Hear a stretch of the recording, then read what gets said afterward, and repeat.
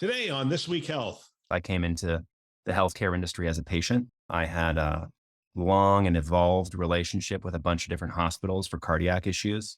And I was just struck by how amazing my physicians were, how amazing the staff were, but how difficult it was to engage in my care outside of the four walls of the hospital. This was an industry really that should be world class when it came to that experience patients have. So started a company to try to tackle that issue.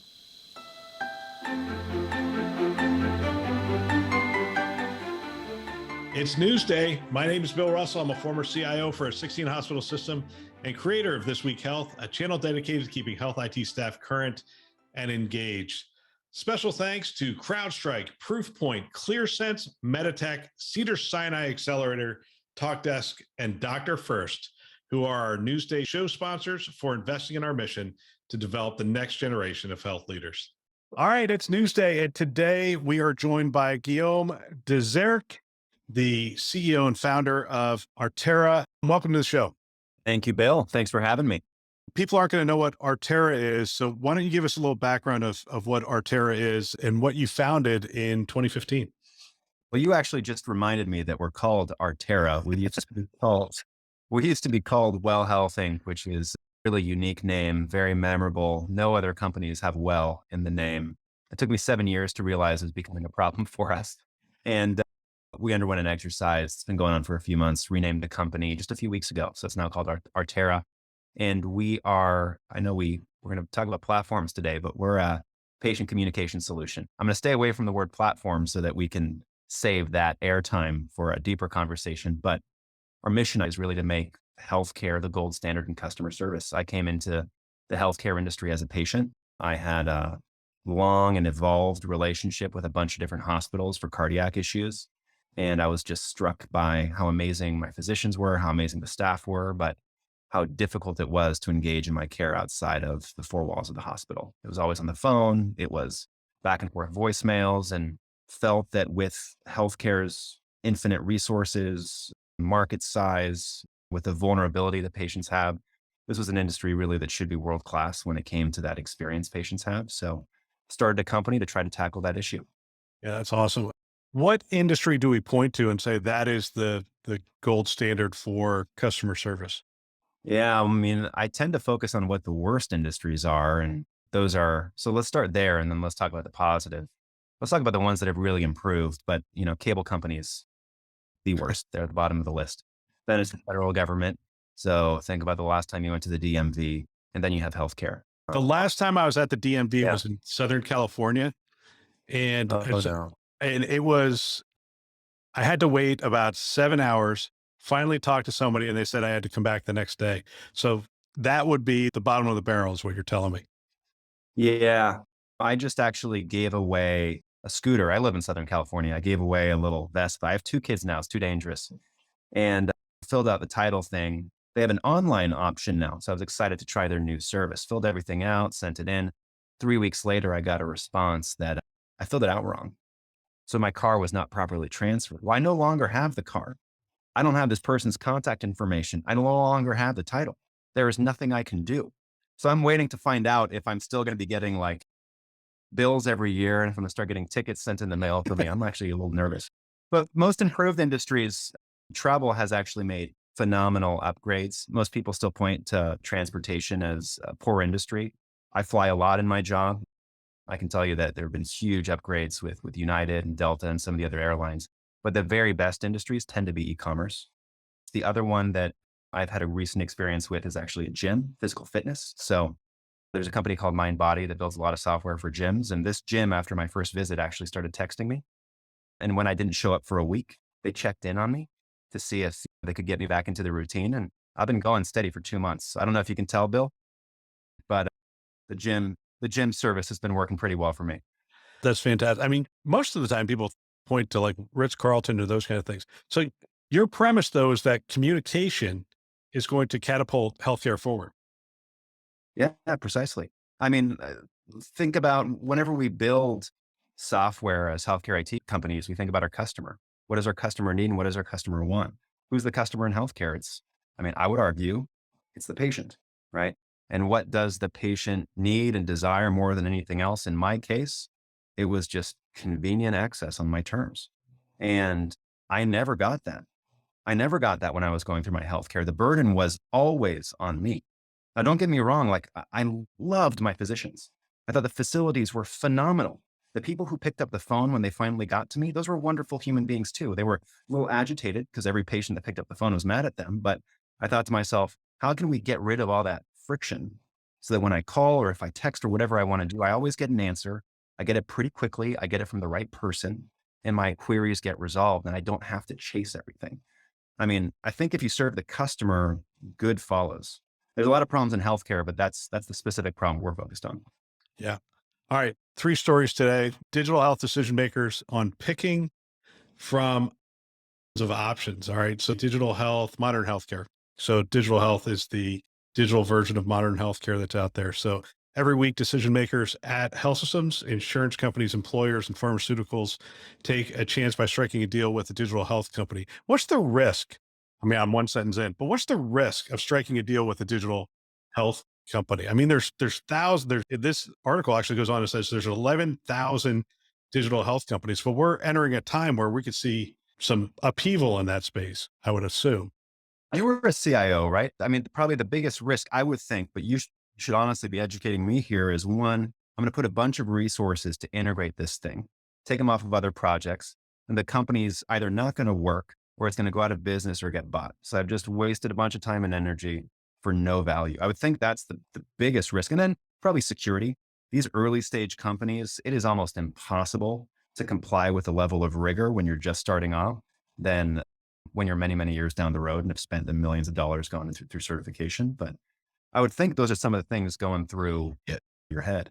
That first client is so hard to get because healthcare is a very much tell me who you've done it for. Let me take a look at that kind of stuff. But the reason we do that is to minimize our risk, Yeah. right? Because so if you've already gone through the process with Cedars or with somebody else, I know that you, first of all, you have healthcare experience. So you've been in the healthcare world for a while. You understand how we operate. You understand the challenges of operating with us, and you understand how we communicate and how we do projects. Those are big deals. Because if I'm the first one you're doing it with, that's a significant learning curve for a lot of organizations, especially as they're hiring up. And so we do end up making a significant investment in some of these implementations. So it's nice when somebody can come in and go, yeah, we have three health systems just like yours that we've done it with.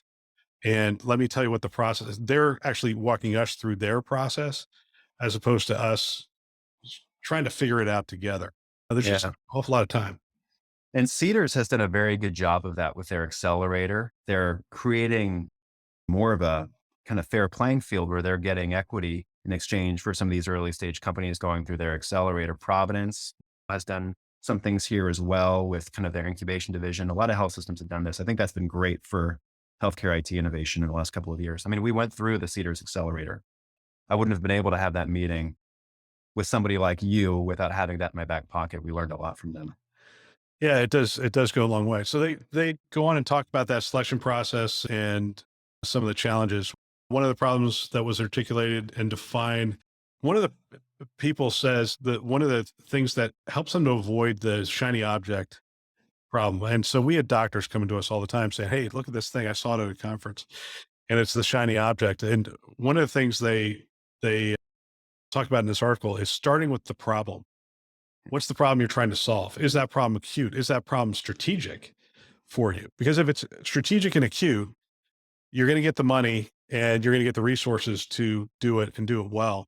But if it's not strategic and acute, then even if you bought the solution, you're going to struggle from day one until you finally put it to rest because there's just there's too many competing priorities in a health system. So they talk about starting with the problem set. Do you find that to be some of the best implementations is people who start there? Yeah, but I think it goes a level further, and I think the article missed this.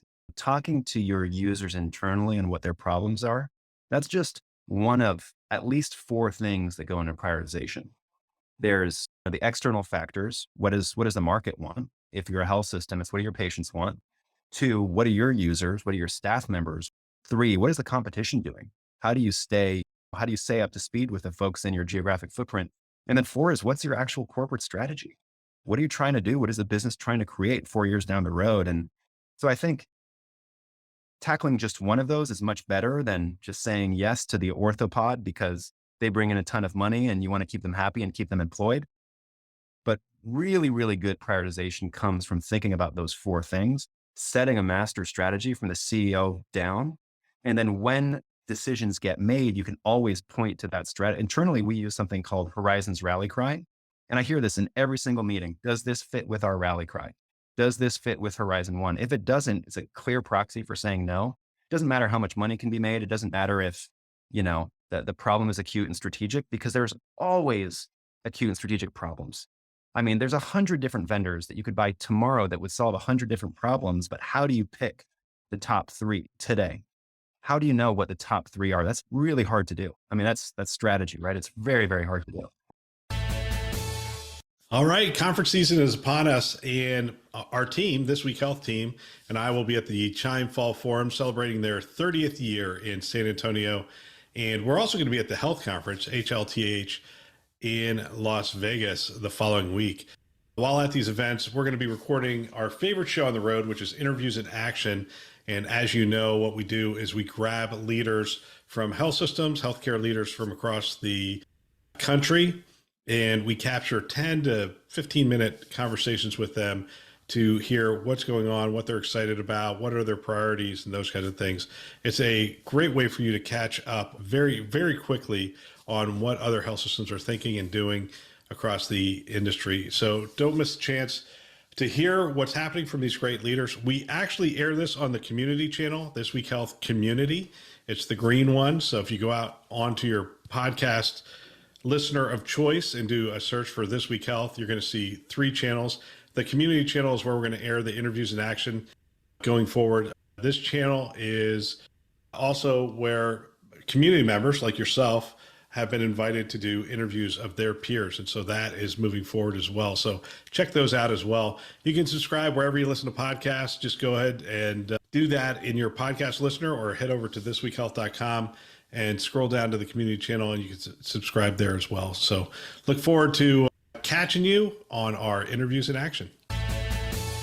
You talk about healthcare like it's operating in a capitalist market segment. Like, hey, you need to be considering your competition. You need to be considering all these things. I would say, okay, so I haven't been at a health system as a CIO since 2016. In 2012, when I came in and I started talking that way, they like took me aside and said, you need to understand how we work and how we function. But I'll tell you what, by the time I left in 2016, we were talking that way. We were talking Look at about Amazon. Look at One Medical. I mean, it's impossible. Like, if you think you're in Des Moines, Iowa, and no one's around you, I don't know if there's much competition in that region, but you're wrong now. I mean, digital is a competition. Amazon's knocking on your door. One Medical was before they got acquired. Everybody's out for your lunch, and you've got time. Look, it's going to take a while. Healthcare is so complicated. So yes, Mr. Mrs. Executive, maybe you have 10 years. But 10 years goes like that. And it's so funny. We would have been friends in 2012. The thing that's interesting is 10 years. If you'd have told me 10 years from 2016, I probably would have said, you're being kind. If you tell me 10 years from today, I'm telling you, you're being really kind, because I'm not sure you have 10 years from today, because these companies are starting to scale up really rapidly. You have Aaron Martin going over to Amazon. I think that's going to give them a lot of credibility as they move into that space. Gosh, Walmart's hiring some phenomenal people. CVS has some phenomenal people. But you're going to have all these, you talk about South Dakota or North Dakota for that matter. Walmart's in those locations, and they have a history of starting in the rural locations, garnering the market, and then moving into the larger markets. I'd be concerned if I'm in South Dakota. Yeah. No, I think that's fair. The prevailing thing I've learned in my 7 years in healthcare is that healthcare is complicated. A lot of these things are tough to unwind. We have seen Google try this before. We have seen Amazon try this before, the Berkshire Hathaway, JP Morgan merger. that doesn't mean we should dismiss the new efforts because, I mean, you're right. Aaron Martin's like, he's going to give Amazon a really good run for their money. Walmart, the CVS Signify acquisition going into home on. I mean, I think there's a lot of threats out there. And frankly, from my seat, I just want whatever is going to be best for the patient. Yep. I personally believe that a physical patient physician relationship is key to health, is key to great health and longevity and being proactive and thoughtful. So my money's with the health systems. My investment is going to be with the health systems. But you're right. I mean, there's threats from every corner right now. All right, let's hit one last thing in this because I love this distinction. There's a fundamental difference between digitization and digital transformation. Digitization is taking the existing process and workflows and essentially performing a lift and shift into a new tool, but you really haven't changed the process or the workflow in a meaningful way. You haven't reduced the complexity. And prior to that, it said, but it's not always easy to integrate solutions in a way that improves provider or consumers' digital experience. A lot of health systems end up putting digital processes on old workflows. I mean, it's digital transformation, first of all, happens. People are like, well, you got to do digital transformation. No, it's happening all around us. The question is, are we going to adapt are we the transformation part of it? Are we going to transform healthcare and sit back and rethink our communication, the modalities that we're going to engage the patient, the hours of operation? Are we going to rethink those things? Are you finding health systems are becoming consumer centric in terms of their approach to delivering care, or are we still provider centric in terms of, are we still trying to walk the line between the two? The very best health systems are definitely becoming consumer centric, but will have physicians on committees so that they're considering the needs of their users as well, like their real staff users.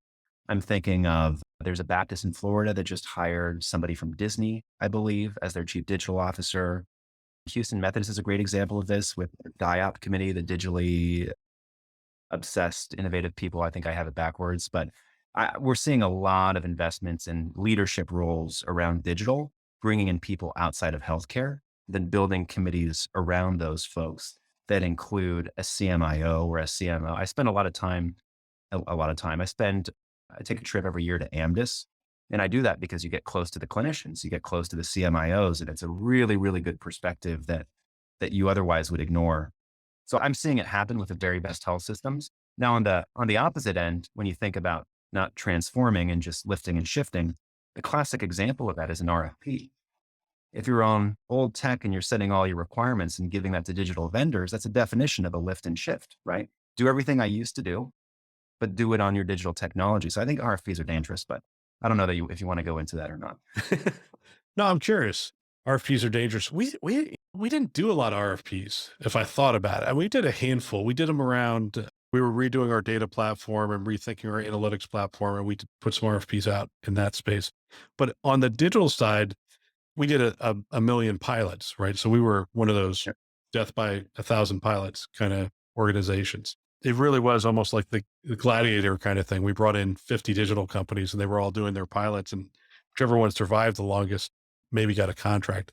There's problems with that, but that's our approach. What's the better approach? If it's not RFP and it's pilot, what does it look like? I think it goes back to where we started, which is what is our strategy as an organization this year? And getting that trickled down the entire organization so everybody knows what are priorities 1, 2, and 3. And every piece of work that you do needs to level up to a priority. If you do that, then you trim down the universe of 10,000 vendors, probably to a couple hundred. And of those couple hundred, you set your own priorities and maybe you have 10. And then you find the one that you like best. It doesn't have to involve an RFP. It's like, is the sales rep being authentic? The way they're selling you the technology, or are they being mischievous? Is the client success executive going to have your back? Have they been at that company for a while? Does the vision of the company align with what you want to do with your own business? To me, it's kind of those more qualitative things, and then referencing them, right? Do they stand up for what they say? Do other companies get the results they are promising me? To me, I mean, that's how we make decisions that well with vendors. To me, that's a more effective way. Yep. Everybody's talking about hospital at home, health at home. MarketWatch article states that in-home hospitalizations saves $5,000 to $7,000 per episode. And with the economy where it's at and the pressures that are on health systems, this is an important topic. On December 1st, join us for a webinar with a panel. They're going to be able to share how they stood up a successful program and work through the complex requirements for helping patients recover in a comfortable and familiar setting. You can register on our website, thisweekhealth.com. Go to the upper right-hand corner. We have current webinars and upcoming webinars. You can register right there. And you could also, in that registration, put any questions you have, and we will try to address those questions during the webinar. We love doing that and love having you be a part of the conversation. So I look forward to seeing you there. Next story. This is the platform story, right? Transforming healthcare through platforms. This is the president and CEO of Mayo Clinic, Gianrico Ferrugia. As I'm reading this story, I'm very impressed that a CEO is delivering this message. That's the level of technical acumen I would hope that most CEOs are bringing to bear at this point. Anyway, he goes on, he says, our current healthcare model functions as a pipeline, which is linear, highly transactional, and inflexible. The failings of this model were clear during the pandemic, where collaboration was limited and stress to individual nodes led to points of failure. This in turn hampered and in some cases paralyzed the entire system. A platform model of healthcare and ecosystem is fundamentally different. A platform is built around secure collective resources, such as powerful analytic engine and an open ecosystem of trusted collaborators, and is highly dynamic, self-learning, inherently accessible and scalable. This approach brings together providers, medical, a whole bunch of partners to design integrated end-to-end solutions that are supported by longitudinal clinical data and AI algorithms. A platform is purposefully collaborative and fuels innovation and access. And I'm just going to give a little bit more and then we'll go into a conversation. So for any such platform to be adopted at scale, you need to reconcile two seemingly contradictory responsibilities: safeguarding patient data and privacy and security, while enabling innovation through broad access to results and AI models, highly trustworthy and scalable at the same time. So platform, again, 2012 through 16, for me, everybody was saying cloud, cloud, cloud. It feels to me like everyone now is saying platform, platform, platform. The thing I like about this article is it actually defines it. It's loosely federated set of systems that are highly scalable, secure, private, that you can bring disparate entities on it, maintain that security and privacy, and access that data, access it with algorithms, and start to produce results around that.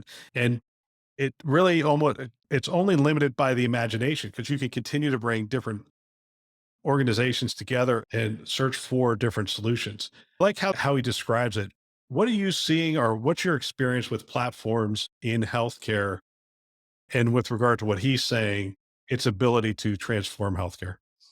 Well, Bill, I think the word platform is dangerous. I like the way it's described here. Mayo has a unique asset in their data, but it's a word that when I have pitched VCs over the last 7 years, usually gets a bit of a guttural reaction, or prove to me that you have a platform, right? I think the piece that's really interesting here is it's really hard to access health system data today. You're typically using HL7, maybe you're using Fire, maybe you're going through the EMRs. You're not going directly to the providers themselves, and you're piggybacking on some APIs that they've created, and those are typically customized. So what I would do for Mayo Clinic would be very different than what I do for an Intermountain or another health system. So it is tough to get access to the data. He also mentioned that he has a longstanding partnership with Mercy, or a 10-year agreement with Mercy. So it's not just his data, which is interesting. He's already doing the work of de-identifying it, or I should say Mayo Clinic is, and they're providing this promise of tapping into that data. I think that could be incredibly interesting for research purposes. What he's describing really to me is a data platform. It's a data warehouse that's de-identified with very simple calls that you could make queries into and out of that data set, and you would ideally enrich that data set over time. The things that are interesting when I think about a platform and truly creating a mass market platform is it has to create a lot of value for both sides. So there has to be, a lot of companies, best platforms, or think about the iPhone, the App Store, right? The value Apple was creating was access to all of their users. Post a store on the app, people can self-discover. And then eventually, when there was enough traction, they asked for money back. And it created a wonderful ecosystem. Salesforce, same way. They built the rails, then people could build applications on top.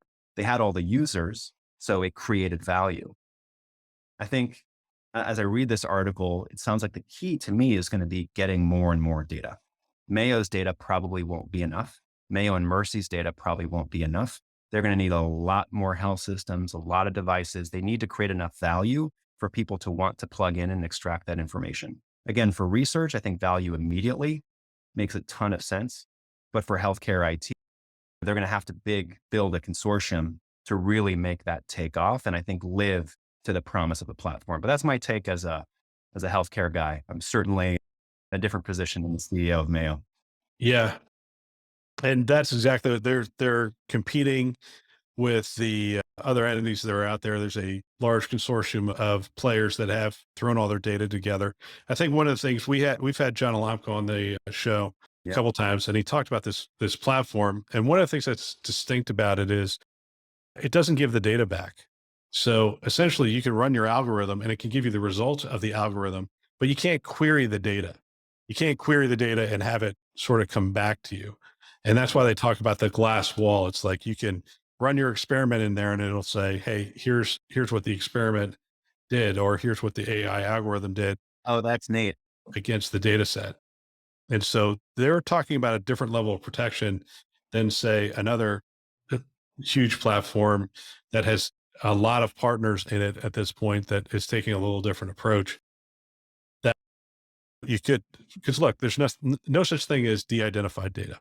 It can be re-identified. We've seen the cases over and over again. It takes some work. It takes some skill to do. So that's one of their claims to fame around that.